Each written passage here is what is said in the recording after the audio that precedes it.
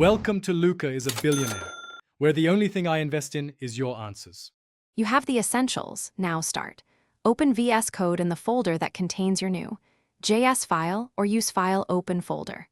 Once done, confirm Node is available by running Node V in the integrated terminal.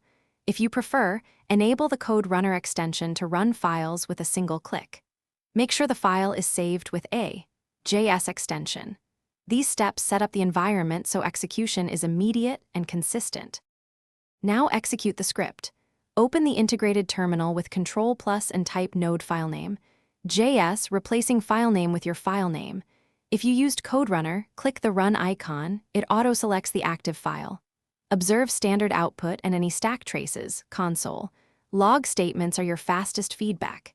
If input is required, use process. stdin or a simple prompt package. Make sure the terminal's working directory matches your file location, so relative imports finish by adding scripts or modules if needed. To automate, add a start script and package, JSON and run npm start. If an error appears, read the stack trace to find the line and reason, then correct the code and rerun. Make sure node version matches project requirements. One key troubleshooting tip. If commands behave oddly, restart the integrated terminal or reload the window. That often clears path and environment variables.